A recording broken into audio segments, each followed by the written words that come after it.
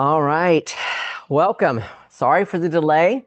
We had a little technical difficulties we had to take care of here and just get everything ready for us to get going. So we're glad you joined us. I'm Bryan Albrecht, Chef Ambassador for Carpigiani, and we are so glad that you are here. If you've been here before, give us a thumbs up or something in the Zoom call that you're on, because we love to see returners that come back and take in some more information on how to do something. Today we have an exciting little video presentation for you today. We are doing more of a non-dairy based, excuse me, I got a frog in my throat. I did not eat a frog. Excuse me. All right, let's try that again. We're doing a non-dairy base today, and then we're going to do a sorbet. So both of these would be kind of meet those qualifications. If you have a shop, that's something you could make in your shop to offer your customers that are dairy or lactose intolerant. So looking for that dairy-free option, maybe staying away from that kind of thing. So and I want to kind of preface this that we're using a pea protein base that's actually put out by Meadowvale. It's actually my personal favorite to use. I mean, it's just superior to anything I've ever had. I will say this, though, there are plenty of books out there that you can get a base to start from. Just look for those non-dairy vegan bases that you can use. I have had personally more success with the soy protein side of things than I have oat milk or almond milk, although I have had some successes with oat milk and almond milk. So if you're into that type of milk or trying to use those for your diet, then I would encourage you to look up some books and recipes on those. The base is where you could start. So what we do with this, you take your almond milk, your oat milk, your soy milk base, and you have that done, then you can do exactly what we're going to do here today by using the cocos and salts and that kind of thing. So the only difference on the pea protein that I like to use is a product that Green Mountain Flavor puts out. It's called Pea Pal. So it's kind of a masker. It will mask the protein taste. Some people don't like that. So for my general clientele, I just go ahead and add it because I don't want them to have to, kind of say, "Ooh, that's got a weird protein taste." Other people are going to be fine with it. They're used to it. They don't care. But I feel like it just makes it a more acceptable and palatable product. So we're going to make a chocolate with peanut butter swirl, which is kind of new to me. I've done a beautiful dark chocolate, but I've not done the peanut butter swirl in it, so I'm excited to do that. So I've got that started, the peanut butter swirl. We'll finish that together, and then we'll swirl it in through our production. And we're also going to make a strawberry raspberry basil sorbet. So we're using French puree for that, and we'll use some fresh organic basil. I was trying to think of the word. All right, so let's get started. So today we're going to be using the Carpigiani Maestro machine back here. I've already sanitized it, prepped it, ready to go, and it should be a little workhorse for us as it usually is. I've pre-measured out our base for the pea protein, and this base is a multiply of 3 on the recipe. I believe that you get sent as well. You'll have 1,000-gram recipe, and you'll want to multiply that times however much you're making. We have the machine that can hold a minimum of 3 liters. So we want to make that 3 liters. It just makes it easier when you're multiplying, just multiply everything by 3. So I've already done that with my base. I'm getting ready to add basically the cocoa and the sugar. I want to put that a little bit into, warm it up, basically. I want to help that cocoa and sugar kind of bind a little bit better with your base. I don't want the base to boil. That's not the intention here. We're not reprocessing the base or anything. We do want to help it meld a little bit better. So we're going to take that. We're going to mix the chocolate and cocoa first. And because if you just put the cocoa in there, you could get kind of a clumping.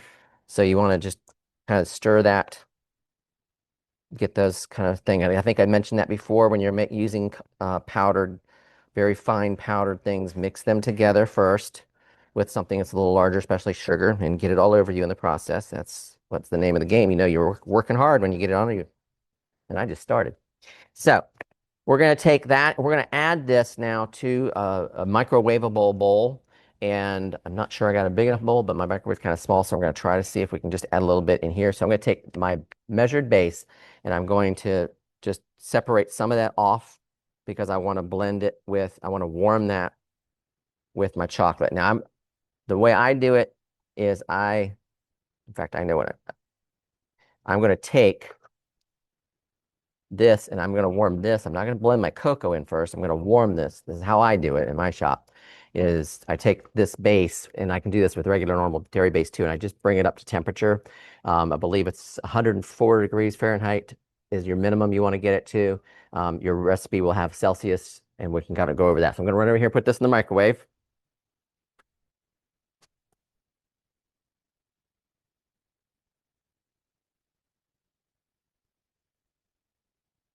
Dude.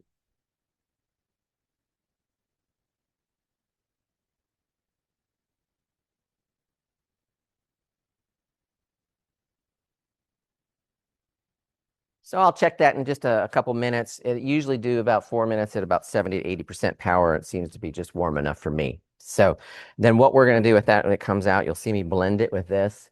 And we'll use my immersion blender because I want to make sure I'm dissolving that sugar in my product so that I'm not putting sugar crystals through any machine, because if it doesn't get dissolved enough, it could scratch the inside of your barrel if you have a machine, or if you're doing it at home, it could even scratch the inside of your machines there as well.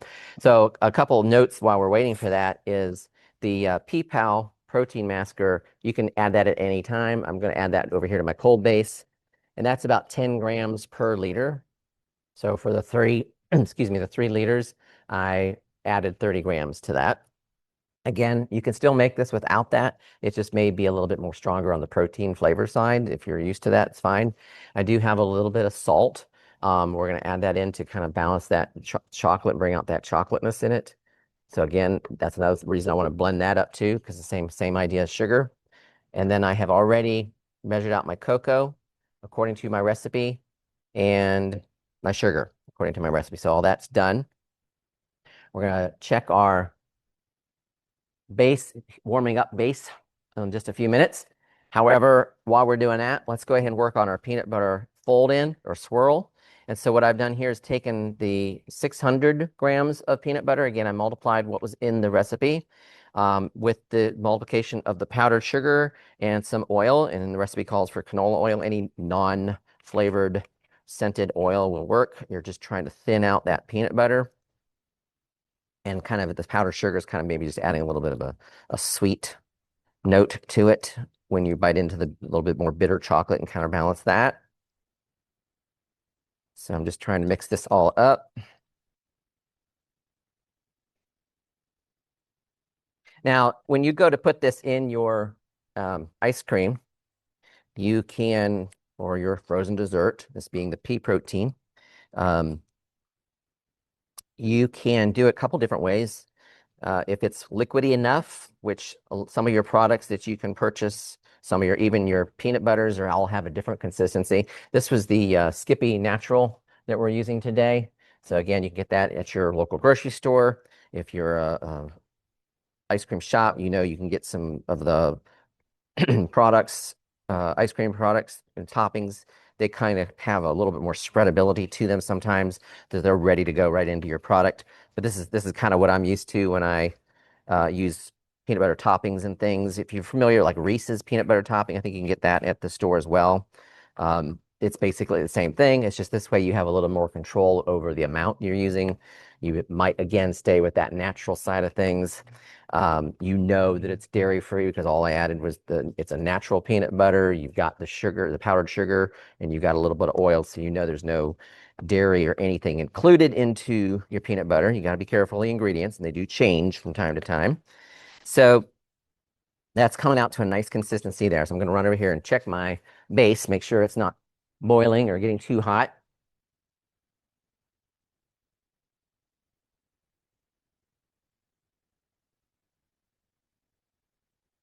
That seems about just right. So it actually kind of liquefied it a little bit better than.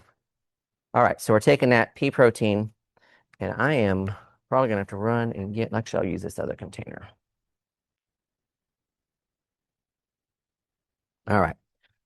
So what I like to do in my shop, this is anytime you do chocolates, it kind of takes a little more containers, for me at least, the way I do it. So I'm going to transfer this to something I can blend in. I can't blend in this little blue bowl.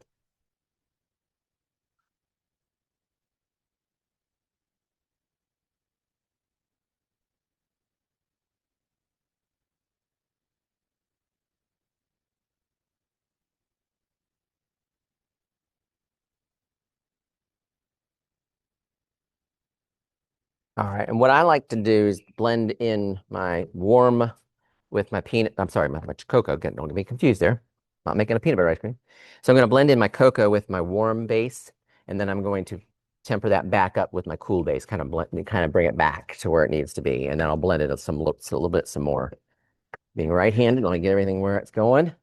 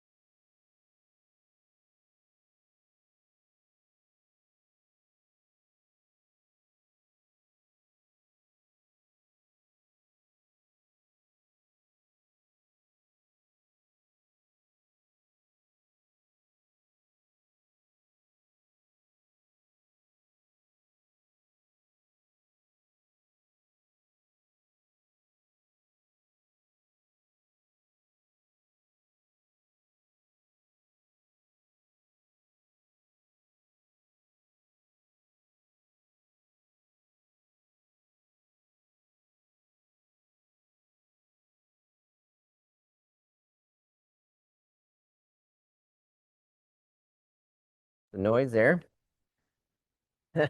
You did okay, good, because you all don't need to hear that. Mine's so loud, I get alerts on my watch sometimes. It's like, you're in a loud zone. I'm like, well, I'm sorry. This is what I got to do. All right. So I have blended that together, trying to get as much. Don't be afraid to over blend that a little bit because you want to make sure that chocolate and that I'm sorry, the sugar is really dissolved well. So now I'm going to transfer my immersion blender to the bigger one over here where I have more of it. And then I'm going to start blending and adding this into that, kind of bringing it back together before I process it. My friend, this immersion blender does not like me.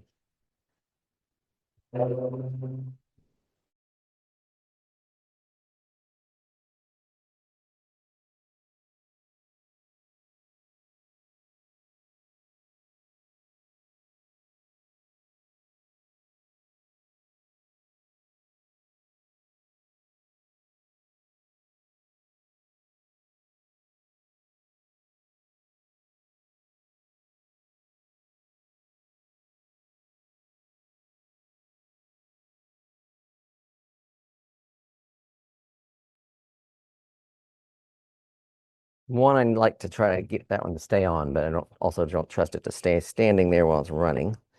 Although it may, I'm just not trustworthy on it. The rest of this out.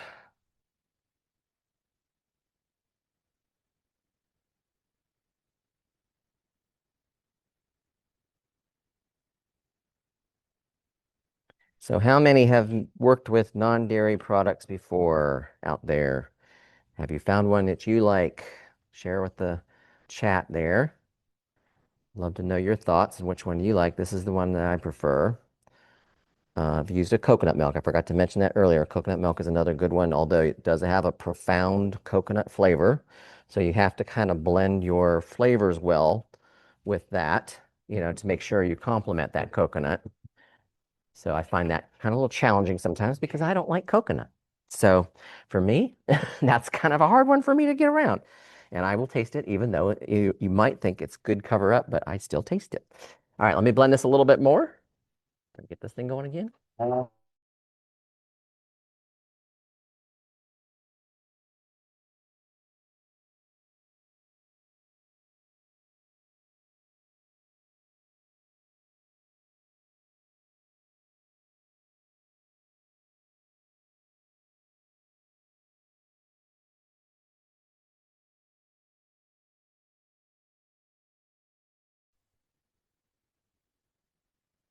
Yeah, because the coconut blend, but feels like you could taste it. Yep. So try soy, make a chocolate mound. Yeah. Now, actually, we've done that. Chocolate mounds does work well with coconut because you still have that coconut flavor and the base coming through, so that does play nicely with it. However, if you did a more non-flavored base that where the coconut's not so prevalent in it, you could probably control that level of coconut you want, or have the coconut be the coconut flakes in the ice cream versus the powerful coconut flavor in the background. That gives you a lot more flexibility because when you're trying to work with coconut milk, it's just a harder challenge when you're trying to do something that's not coconut. You can't do sometimes that's hard to do, even a chocolate coconut, like chocolate without any coconut flavor. I've tried it. I always get a little bit of coconut in the background, which is fine because chocolate and coconut do go very well together. So I just sometimes throw up my hands and like, okay, well, gonna get a little coconut flavor, but then I call it chocolate coconut. I can't call it chocolate because it's gonna be coconut flavored. All right. So we've got this blended. We are going to then add it into our machine, and then we should be ready to kind of thinking about how we want to work with our peanut butter. So I'm used to working with something under my freezer, so when there's nothing there, it makes me nervous. So we're going to pour this in.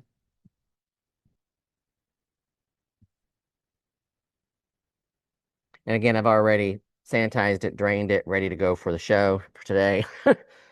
Normally, you would do all that before you actually process anything on it.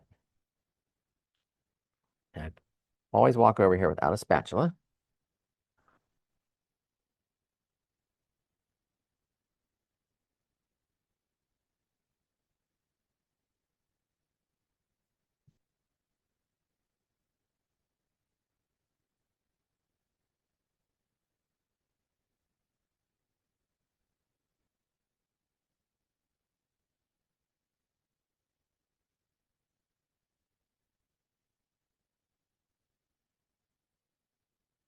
Where's everybody from?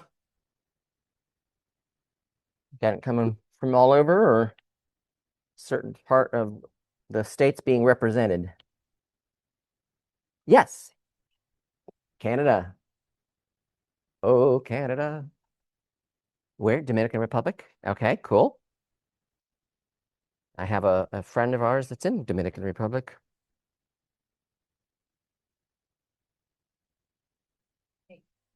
Ah, that's a good question. Let me get this started, and then hopefully you can hear me.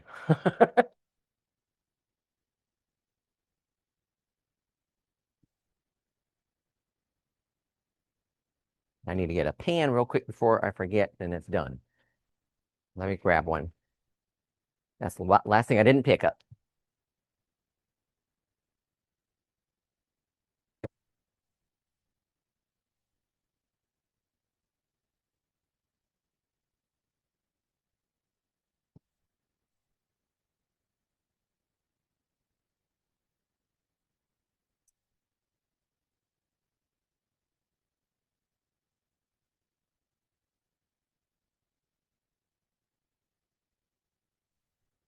Oh, good. There was one in here.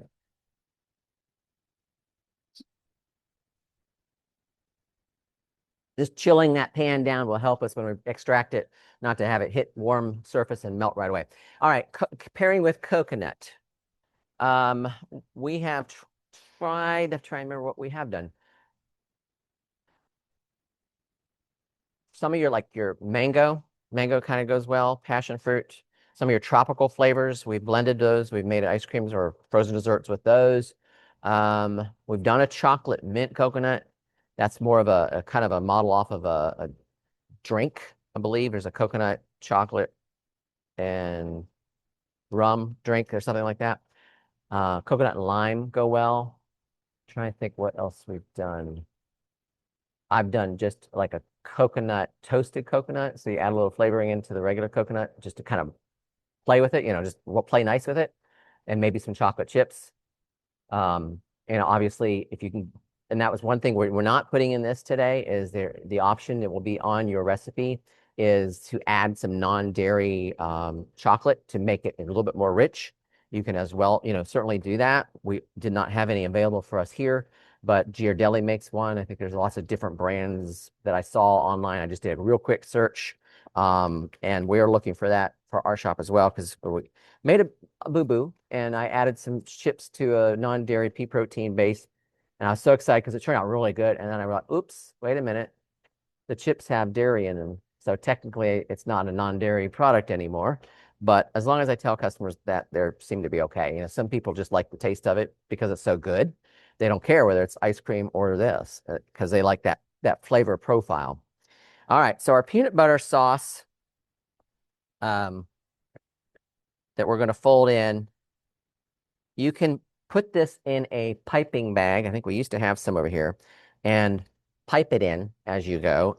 I'm more used to just kind of folding it in as it comes out. I drizzle it in and just do a swirl. So that's how I'm going to do it because that's the way I'm used to doing it. But don't be afraid to use a piping bag. Sometimes it's actually, I know honey is one that where if you want to add a honey swirl by mixing it up and then putting it in a piping bag, but while you're producing or freezing up, put it in the refrigerator just to harden up a little bit, or even the freezer, just because it'll take that softness edge off of the honey and make it a little bit more easy to fold in. So that's just a tip there on that one. All right, so while that's working, I'll switch gears over to get our sorbet a little started here. Let me get a little bit of housekeeping. Is there any other questions that came in?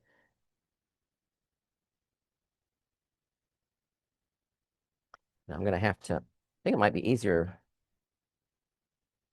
I can roll one table forward, one table in. Will that work? Because I've got everything set up. I will need this rinsed.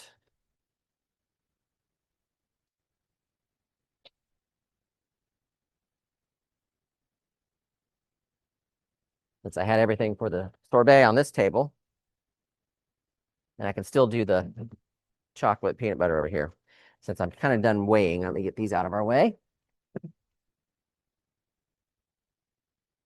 Yes, that would be wonderful. Thank you so much. All right. So for our strawberry raspberry basil sorbet, again, if you want to make it all strawberry basil, we just didn't have enough strawberries, so we're going to make it a little combo today. See how it turns out. So I've got my water, I've got sugar, I've got the dextrose that's in the recipe. I've got to measure out my lemon juice. That's the one thing I will still need our scale for. So we'll put that over there. And I have some basil leaves over here that we're going to chop up. Get those ready.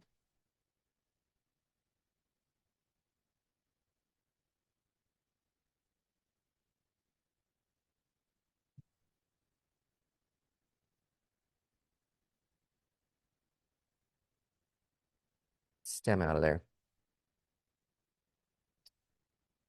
Oh, smell that basil.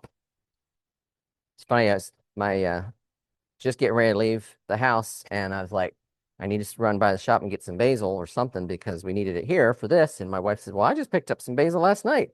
I said, good. Let me steal a little bit of that. It happened to be organic, so that's even better.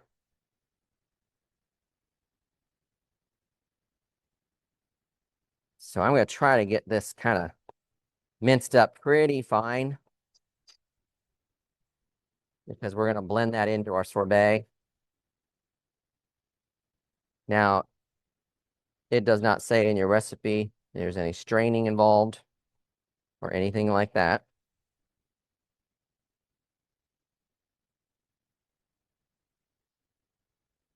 That's pretty fine here. All right. Gosh, that smells strong. Almost has a black licorice smell to it, which I've never picked up on before.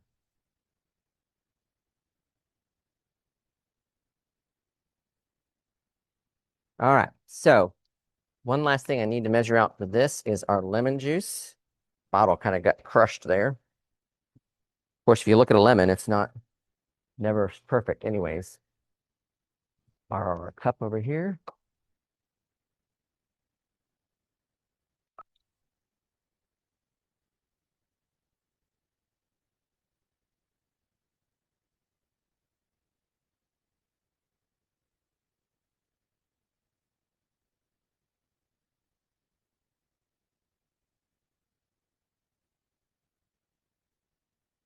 And I believe our recipe called for 10 grams. Multiply that times 3.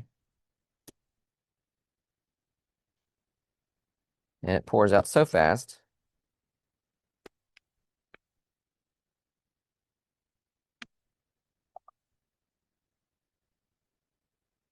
Work. All right, so the puree that we need to have. Olivia, can I possibly get another one of these or something like that?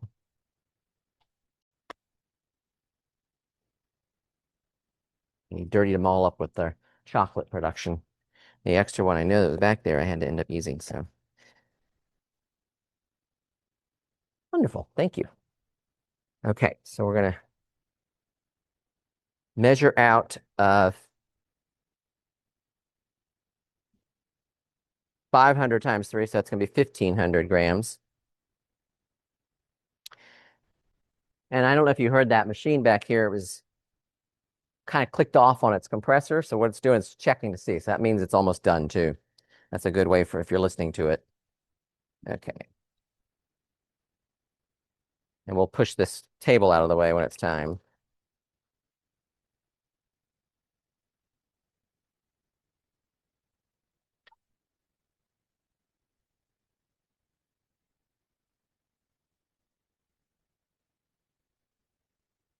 Now this is a Pontier, I believe, brand.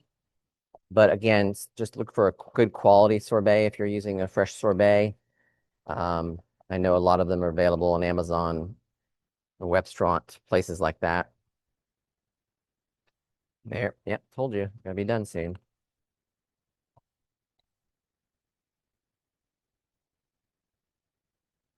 And that's gonna have to do because we don't have quite enough.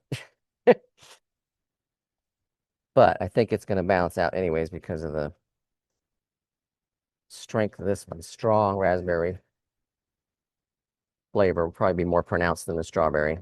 So what the machine behind me just did is it says, okay, well, I beeped, told you I'm ready, but you're not ready for me, so I'm going to turn my compressor back on. Another advantage, which I love. This doesn't freezing up on me. All right. All right, let's slide this out of the way.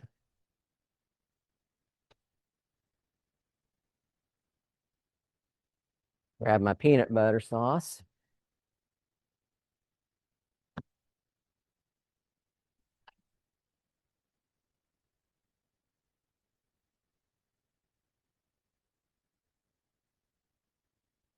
And we're going to start extracting. And I want to use this fresh one here.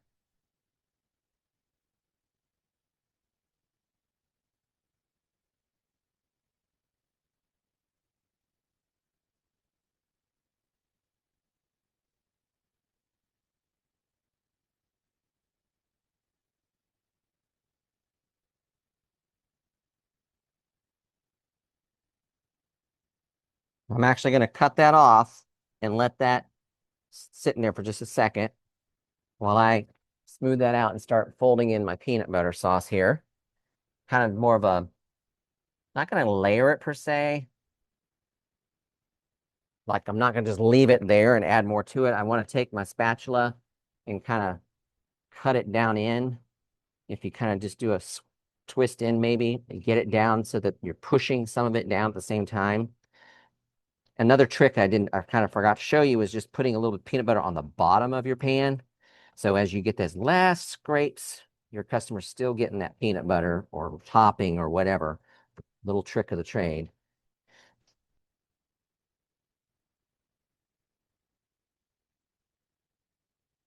I'm going to just add a little bit more on there. So as it comes out, it goes right on top of that. And when I fold it in,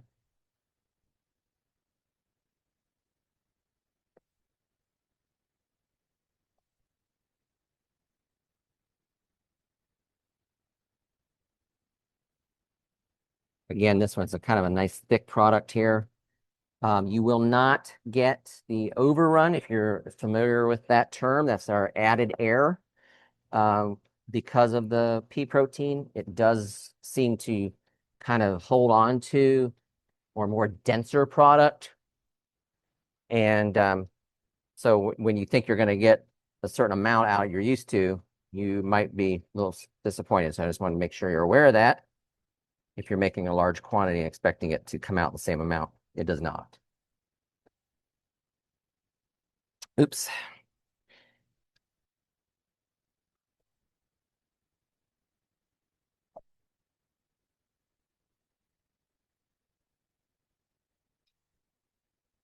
This would be, I mean, a good add-in to this too would be some just even some of those non-dairy chocolate chips I told you about would be really good add-in on this one. Another one you can use is gluten-free products. You're trying to use like a gluten-free chocolate, like cookie. Oreos makes a gluten-free, maybe a gluten-free chocolate chip cookie or something would be good in this. All right. So pretty much done with that. So we will have to rinse that puppy out between the chocolate being in there, sorbet. So I'm going to add just a little bit more since I have it. I got plenty of peanut butter, but everybody loves the chocolate peanut butter. It's like the old Reese's, right? What goes better together?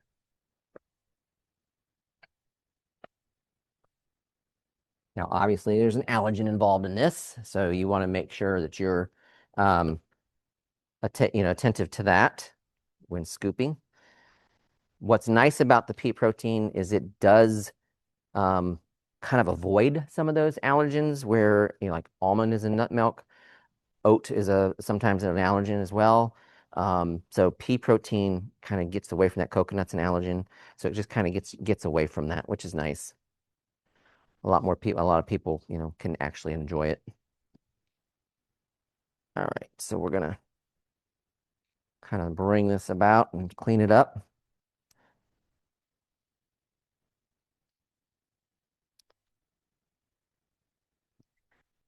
Now you can, if you're doing pans, you can kind of decorate those any way you want or whatever you're used to. I don't use pans, so I'm not the decorator of our group.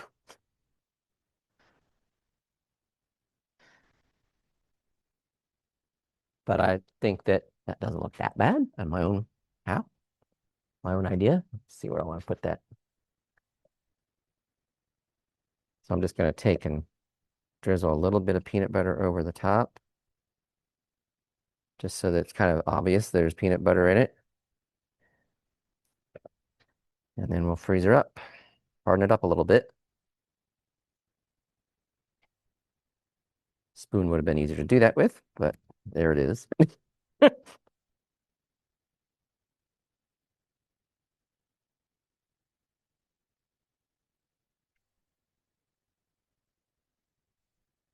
I don't know if you like this peanut butter or not, but my mouth's watering.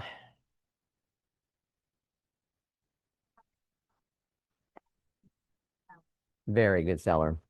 A very good seller.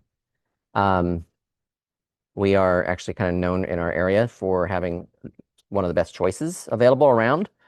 Because if you think about it, these people that are not able to enjoy regular ice cream don't get a lot of choices when they go into shops. They don't get a lot of choices sometimes when they go to the grocery store. So by you offering that variety that everybody else can get, like a chocolate peanut butter, just even a cookie crater, or so we call it cookie crater shop, cookies and cream, something along that line. If you're offering a gluten-free cookies and cream that's dairy-free on top of it, you've got a clientele. You've got a clientele. Where'd my towel go? Oh, over there. Steal this one. So I just want to clean off the side of it a little bit before.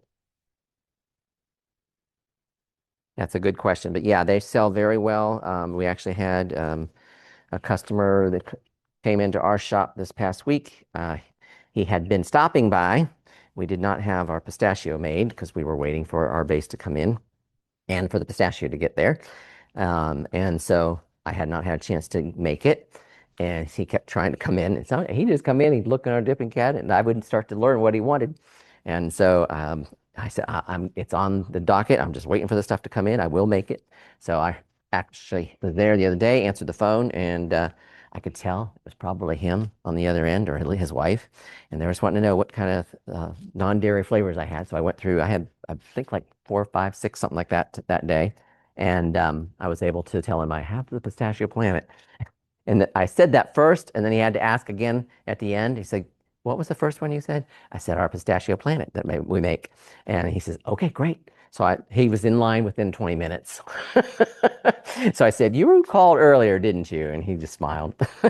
So our chocolate peanut butter, pea protein. My mouth is literally watering. I'm going to harden it a little bit off in here. In fact, no, I can't do that. I've got to try this. Got to try some first. What am I thinking? Yes. Soy-based cream, and what kind of cookies? I use pea protein and I use gluten-free Oreos. I try, if I'm making a non-dairy, my goal is to make it also gluten-free. It doesn't always work, doesn't always happen, but that's certainly my goal. Um, I've made, I have made I believe an almond milk cookies and cream. I didn't like it as much. It was either almond milk or oat milk. I did not like it as much. This, I don't know if you guys can tell if you've ever seen ice cream, just remember if you've been here before with one of ours, you just look at this and it just scoops like ice cream when it's done. It tastes more like ice cream. It's just creamy. And that's what the results we get from this every time. Mm. Mm. Okay, that's a winner. Yeah, Olivia's like dying here. I think that's just your favorite combo, isn't it? One of them. There you go. Oh my gosh, that's good. And again, I could go a little darker on chocolate for me, but it's delicious. Isn't that good? Exactly. That's why I use this. I was like, I can't go anything else. I use the coconut as base as well because I love their coconut base, but I always make sure it's married with something that's going to go well with coconut. And I can handle that. I don't like coconut, but I can handle the coconut flavor in that. I definitely don't like shaved coconut because I just don't like the consistency. That's a texture thing for me. No, that's what people do. That's and literally, if we don't have, uh, we do a banana pudding with it. We've done the pistachio. I've just said with it. I've done sweet. We call it sweet chocolate decadence, which is a dark chocolate, which is our one of our top sellers of non-dairy. But if they don't have, like, if we don't have chocolate and they see that, they're sold. If we don't have cookies and cream, and they see our non-dairy, they'll buy that. They don't care. It tastes that good. So big proponent of that one. All right, on to our sorbets, but I need to get this thing rinsing first because it is full of chocolate. So we can't have, well, it could have a chocolate sorbet, but not this way. So give me a few moments to that. And there was another question. There was just one question or two. That was it. Okay. I think my hose is on, but I need to get a bucket. So let me grab my bucket real quick.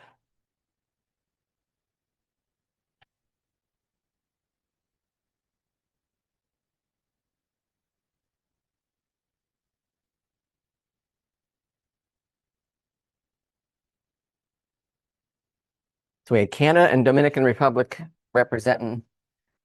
What states are we have representing? Did we find out?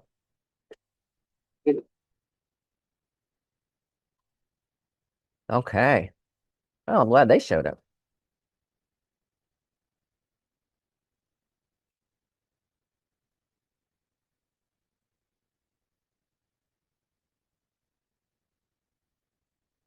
And in your production schedule, probably could have done the sorbet first. I just got kind of carried away. Again, we had little problems getting started, so that was probably throwing me too. I would have said, let's do the sorbet first.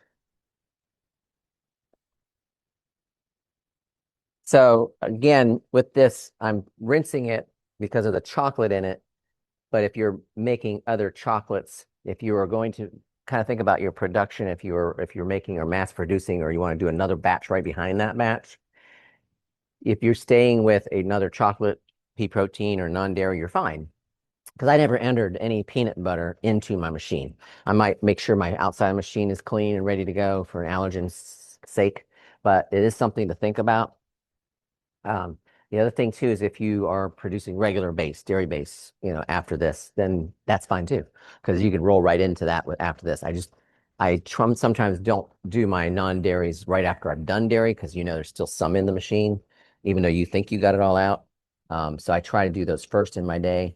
I'm gonna try my little trick here. It's just kind of go over the front edge, see if we can get some of that off of there without spraying it everywhere.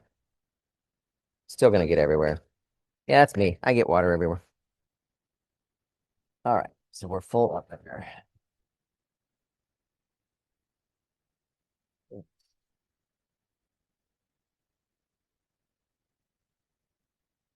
Okay, so we'll let that hot clean while we get this mixing up. All right, so we've got our sorbet. We're going to add in our waters and lemon. If you notice on the directions that you're going to receive, it's going to blend all this. Now, I have two things. I have dextrose and I have sugar here that I'm going to blending in as well. I measured them out separately, but I'm going to go ahead and blend them together because my dextrose is so fine. So I'm just going to add that, stir that up a little bit so that when I pour it in, I'm only pouring in that one bucket or bowl.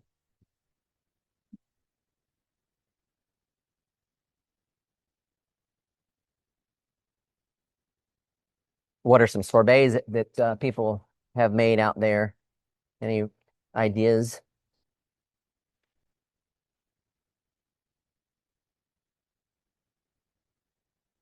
That was fast.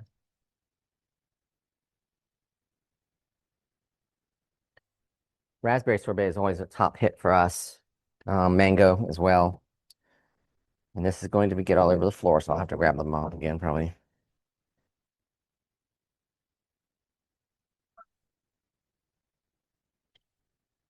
Yes, is the answer to their question. Yes, and freezing capabilities too, because each one has a different sweetness level and a different freeze point.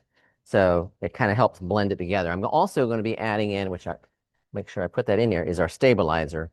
And our stabilizers there are just for us, especially that we're going to be storing this. If you're making a fresh sorbet that you're going to enjoy right after dinner and it's all going to be gone, then you don't need to add a stabilizer because you can just serve it right away and you'll be done with it.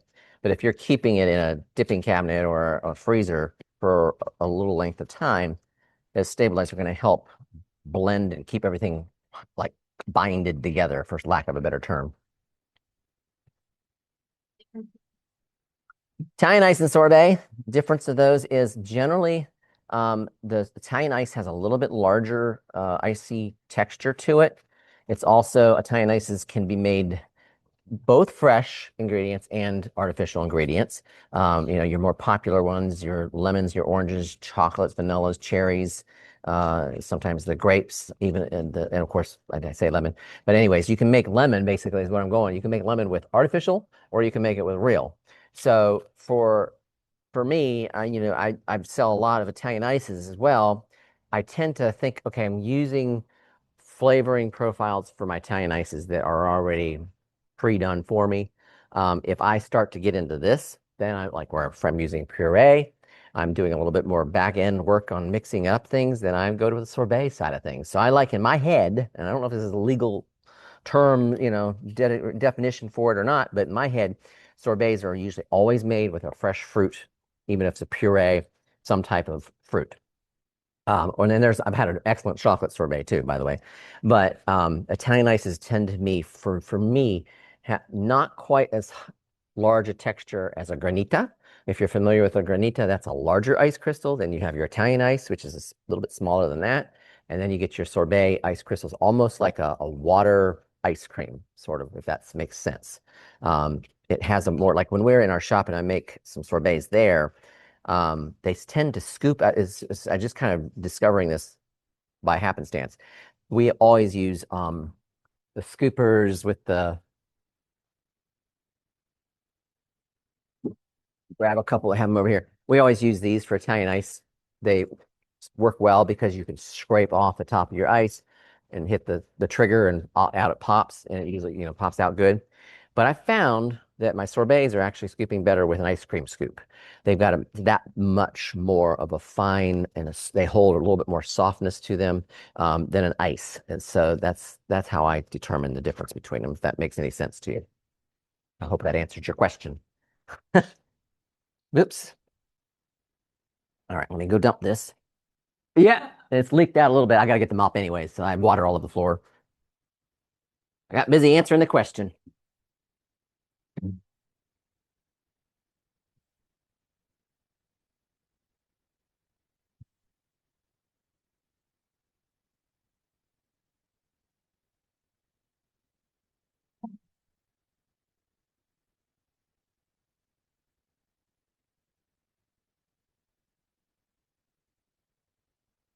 That's why I like having a floor that it doesn't matter if it gets wet underneath it, because making ice cream is not a clean job.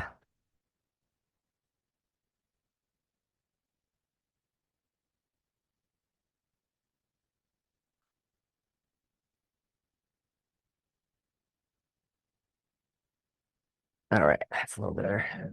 Let's see if we got it all.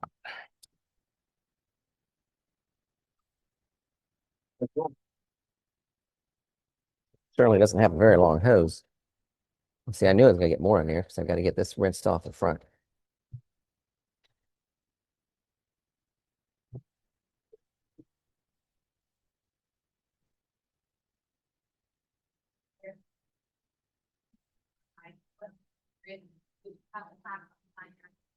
Well, we certainly can. Um, the trick I have found, there's a couple ways to do it that I have discovered. And that one of them is if you use a um, powdered stabilizer. I think I'm kind of discovering it some of on my own a little bit too. But I have found I've had a smoother um, consistency with um, a powdered stabilizer. Now, iRice makes a powdered stabilizer called Stabilize. Green Mountain Flavors makes a powdered stabilizer. I'm sure there's others out there I just haven't discovered yet that could be used for Italian ice stabilizers. Um, let's see. We used one here that can be used for sorbets because that's what we're making. I don't know that there's a huge lot of difference other than the proprietary mix that they use to make the actual stabilizers themselves. I'm just trying to get as much of this chocolate rinsed out as I possibly can. It's a tiny little hose.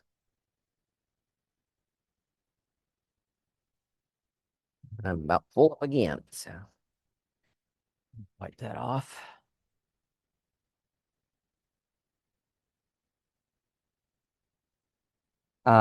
So to answer your question, I've made a Italian ice with powdered stabilizer from Green Mountain, and I just fall absolutely in love with the texture.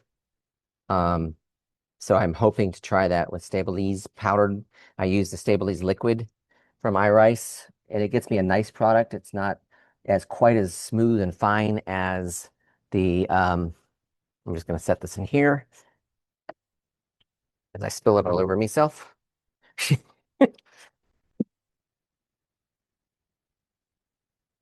And so I found really good success with that as a general, and it's not expensive. So that's another thing I wanted to point out with that. Because if you do get into some of those higher end stabilizers to get a smoother product, you are looking at adding a more expense. So that all kind of comes down to what, you're kind of wanting to do. But I know what you're talking about. I've seen some really nice, smooth Italian ices, and I have kind of cracked the secret on that, where I believe it's the powder that's making the difference. But hope that answered a question. Maybe give it a try, see what you can figure out. All right, so we have got our sorbet powder stuff mixed. I'm gonna go ahead and add my lemon juice to that, and we're basically doing that to pop that flavor between the raspberry and the strawberry. And we have our water, so I'm gonna go ahead and add that. Because really all this is just combining your liquids and your dries. I'm going to do enough to get up to 3 liters here because I know our sorbet or our puree was just a little bit under where it needed to be. So we're going to just take that up to where it goes. All right, got my immersion blender because now I'm going to add this sugar mixture into it. And I want that to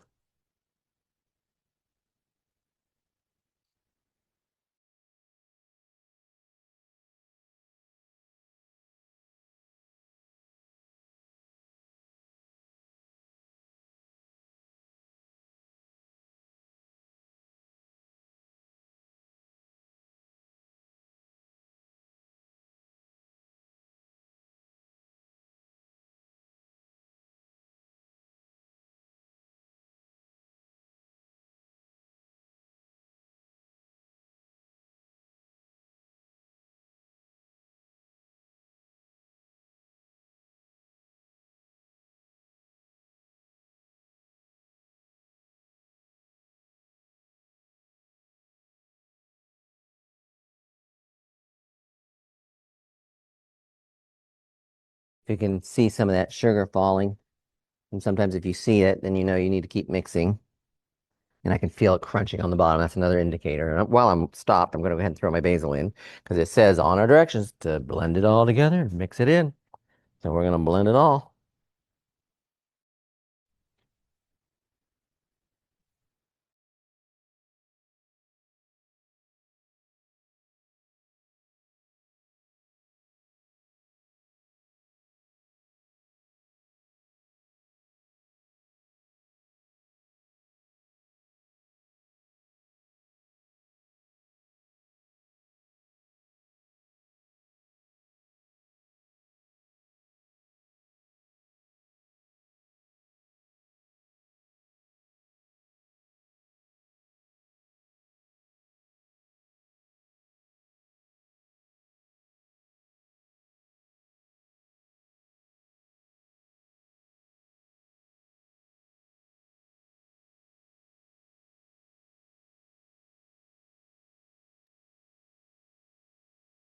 Okay, I think that's pretty good.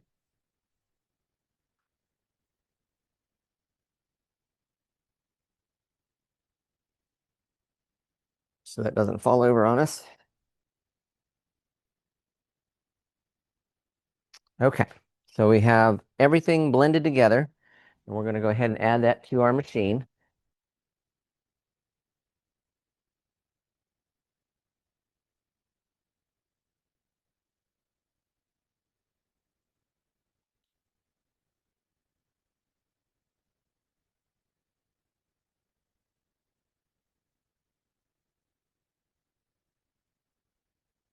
Almost looks like start of a nice adult beverage.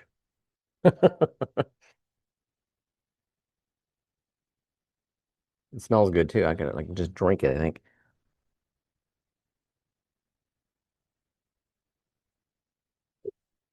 All right, let's go ahead.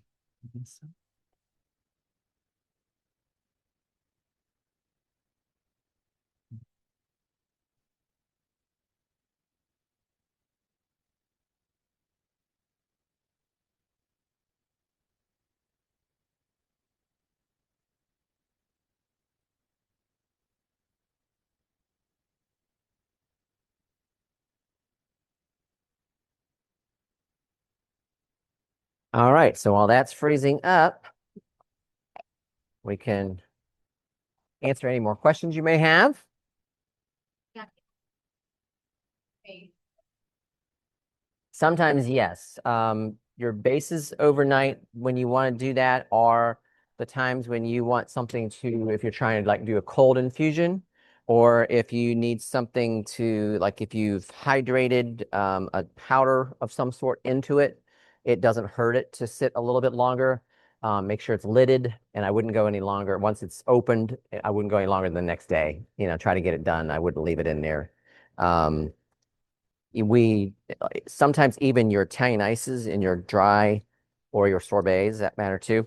If you're using a dry um, stabilizer, sugar, all that kind of giving it some time to rest and actually kind of what we call age would certainly benefit, if anything, especially if you think about the basil in this, having that sit in there, you might even be able to use a little bit less basil and let it just age a little bit in there and then process it the next morning and probably, you might find it just as strong as if you process it right away.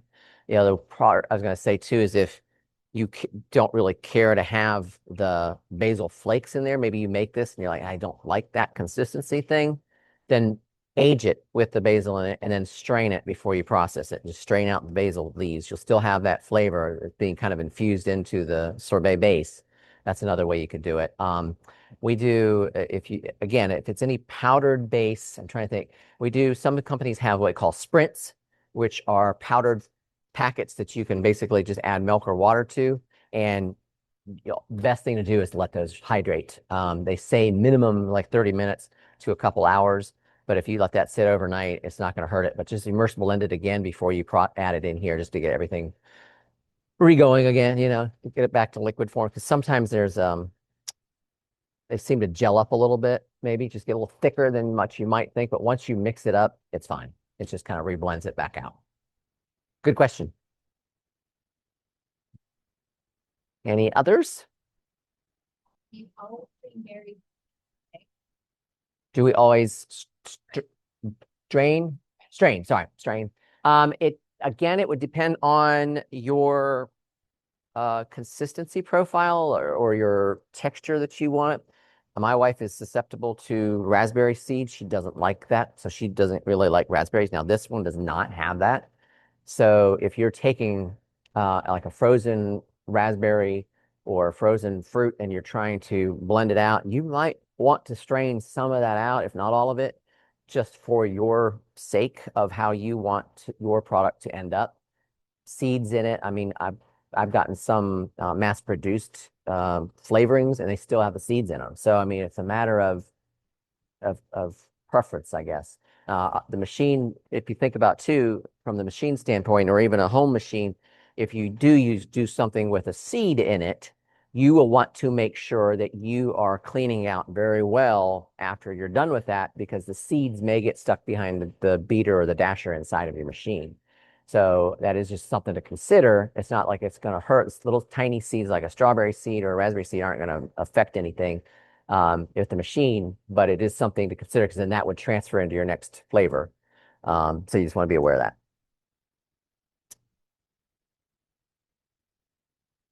Any others? Good. All right. So sorbets are great. It's coming, we're in that spring season. So, we've given you some kind of idea maybe how to get started on sorbets. Easy ones. You don't have to get super fancy with basil and all that. You can just do like a lemon sorbet. You got lemons at the grocery store.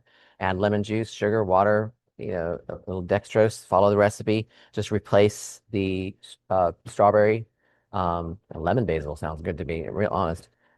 So you can do without the basil. You can just see if you can do a lemon sorbet and play around with it and see how much lemon you like. Because there's different levels. Even on your recipe, you'll see this one's got 500 of puree, but sometimes there's a certain point you don't want to go overboard on the puree. There's like a window. Even with the chocolate, if we just did, there's a window where you can say, okay, I like my chocolate strong and dark, right? So go to the upper measurements on the recipe and add in that optional non-dairy chocolate that's melted. There's another 150 grams of melted chocolate you can add to that on top and still be okay. So you want that darker, richer chocolate. You can also back off on a little bit on the sugar in the recipe as well, just kind of based on your sweetness preference. If you like a little bit more of that dark chocolate flavor shining through, back down on the sugar. On this one, I didn't do as much sugar because I do like a darker chocolate. But when it came out, I loved it. But for me personally, I would want to go harder on that chocolate. So I would want to add in that it's an optional 30 to 50 grams of melted dairy-free chocolate. So in my shop, I would be adding that personally, just because I like that. Good quality cocoa too. Just be aware that if you want to buy Ghirardelli dark cocoa or Calabo is another great one. Erica is another good one. Um, I think I'm trying to think there was one more. Forbes, if you can get a hold of it, is good chocolate. So there's lots of good chocolates out there that necessarily aren't like Hershey's. And they're not dissing Hershey's. And if that's easy to get, start there. It's cheap. It's not as expensive as some of those other brands I just mentioned. So that's a good quality. Still, it's American, it's quality, it's good. But it may not be that chocolate profile because every chocolate, if you've ever been like chocolates around the world type of thing, you know the chocolate tastes different in different places. So trying out different chocolates to get to that point where you like it the best, then you find that chocolate works well. That's perfectly okay. Chocolate is one of those things where it just depends on the preference of a lot of times if it's a shop making a product, the preferences on the owner, what they start with. Um, versus where, if you're getting Hershey's ice cream, you're getting Hershey's chocolate, most likely. They're not going to use somebody else's chocolate. So, um, what else? Yeah. It's always good to add vanilla and milk to even chocolate. Um, Sometimes vanilla can increase, like pull out some flavors. Sometimes it's not going to do anything. And you're what we call chasing vanilla because it's say you're trying to get a raspberry, let's just say. You need to add, let's make an raspberry ice cream. Let's add a little bit of vanilla. Well, now that vanilla has superseded your raspberry and your what we call chasing. So now you got to add more raspberry to get that vanilla flavor gone. So it is a lot of people will do it. You just got to know that if you are working with a double fold vanilla that's twice the strength of a normal vanilla, then you add what you think you normally would add, and now, whoa, now I've got too much vanilla in there. Vanilla and chocolate can play nice together in your base. Don't recall we used to, or if we do still do in our production facility, if we still add a vanilla to, I can't recall off the top of my head. I got about 500 recipes in my head, I think. Um, but play with it, see if it makes a difference. And like I've always encouraged on this series is you taste that before you put it in. I didn't taste this today, but I can smell it. It was delicious. I did not get a chance to taste the other one too. It's just one of those days. But I do encourage anybody I'm working with or my staff to taste it before it goes in.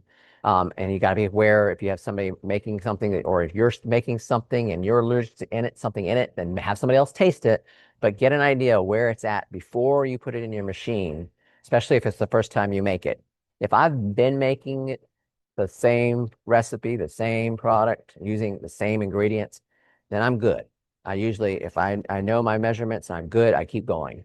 But if I'm trying to do a little bit R&D in the kitchen, then I'm trying to adjust or tweak something, then I'm tasting that base or I'm having somebody else give them their opinion to figure that out. And that's where I'm saying, that's kind of where I'm going back to the vanilla in your chocolate. Try it. If you're not tasting it, don't over add because again, then you're going to be chasing it. But it can complement some chocolates. Just depends again on the chocolate, I think. All right, our sorbet says it's ready. I can see the basil stuck up, ready to come out. Let me grab my pan.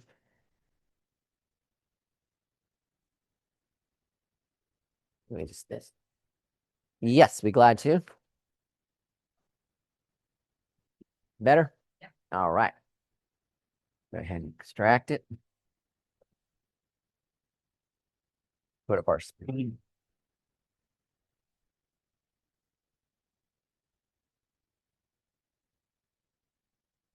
Got a little thick in there, but it's coming. It'll push out here in a second. There it goes.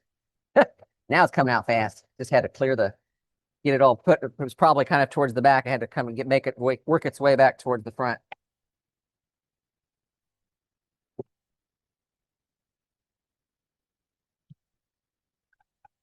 Yeah, you can tell that's exactly what it was doing.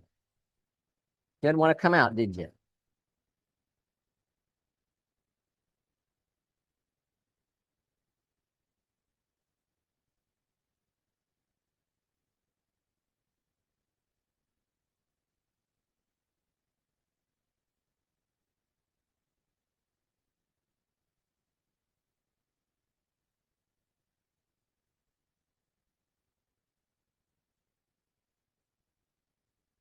We're gonna let the machine do the work on that one. Look how pretty that looks. If I can get one more swoop, I'll be looking good right there. No, you're supposed to fall in the middle.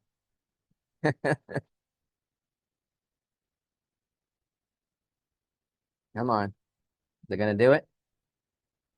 No, almost.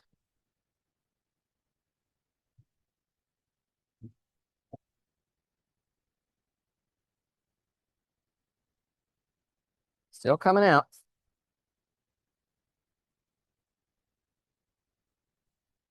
Like sometimes in the machines like this, it gets kind of stuck at the back like it did today, and just got to give it a chance to follow the angle of the paddles to get it to work itself back out front. All right, I think we got it all there. All right. Do a double check on that, make sure. There's a little bit hiding out, didn't want to come out.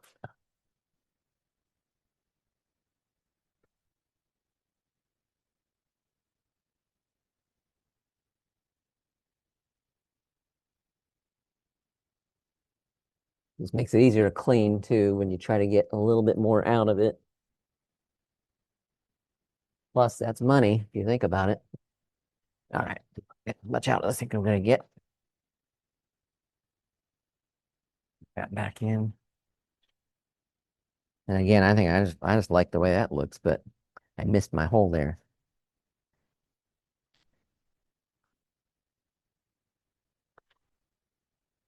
So we're just gonna smooth it back down a little bit.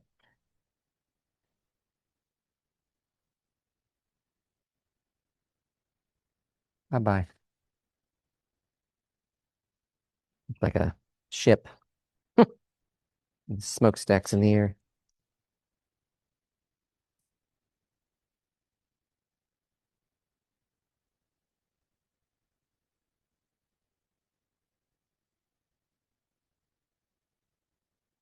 All right, now again on this one, as far as if you're, just try to get it kind of a little rounded up and look nice. It's not going to be that we have to have it perfect because we're going to eat this. It's kind of got the consistency right now like a frosting, kind of a thick buttercream frosting. It's the best thing I can compare it to. Just trying to get as much in there as I can. Clean up my edges. And the best part, we get to taste it.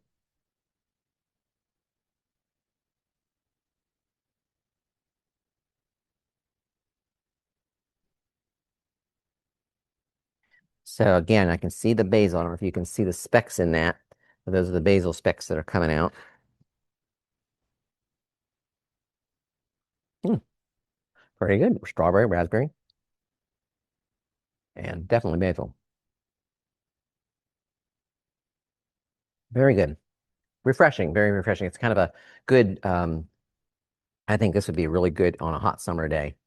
Um, yeah, that would definitely be something I would be wanting to have a scoop of on a hot summer day. So we made a raspberry strawberry basil sorbet. We have done a chocolate peanut butter non-dairy.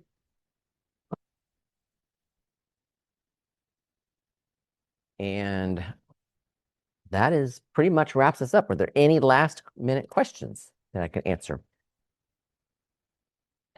Basil fraction. Could you add it near the end of the extraction? Well, it kind of goes back to what we were talking about with the infusion of that flavor. So again, if you add it into the end of this, it's not going to get really mixed up too well because it's already going to be frozen. So it probably would have a tendency to, a machine like this, kind of almost clump up a little bit and not be spread out like we did blend it here first. So that would be one thing I'd be a little concerned with. The other is just that flavor profile coming through, because if you add it at the end, or maybe let's say you're thinking about folding it in, that was pretty thick. That would be kind of hard to fold in the basil leaf, really the softness of the basil leaves in that. I think you're going to get a better oomph out of that cost that you're putting into it if you did it either this way or even letting it age and straining it back out. That would be my 2 cents worth on how I would look at that. Anything else?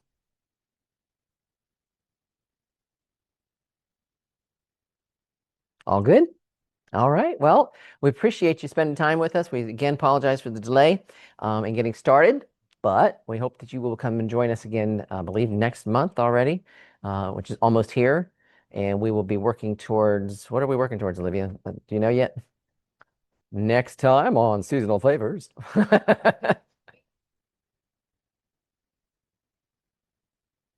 Because we are, it's, oh, They didn't hear me. They were- okay, I'm glad to. She's like, we're going to be doing April 14th. We're going to be in Dubai chocolate, which is still popular, guys, out there. It is a good combination. Not going to lie there. I do like it. Dubai chocolate and an ube. The trending flavors. It is that. It is that. I have ube in my shop right now. I had some fun playing with the flavors and just trying things out with it to see if I could spark some kids in to getting it. And my staff the other day was telling me that the kids are really eating that up. And I'm like, really? Okay, it's good to know. I didn't know that because at one point, and we have two locations for us, and one location it would not sell. That is not the clientele that's going to try ube. But the kids in the other location, they're more game to try it. And I always warn them. I said, they just want the purple one. They just love the color. They want that purple one. I said, would you like to try it first, and just to make sure, because I don't want them to get the whole scoop and then not be happy with it. But that'll be fun to do, those two, especially back to back on those. So join us, sign up as early as you can, and make plans to join us on April 14th. So farewell. We'll see you next month.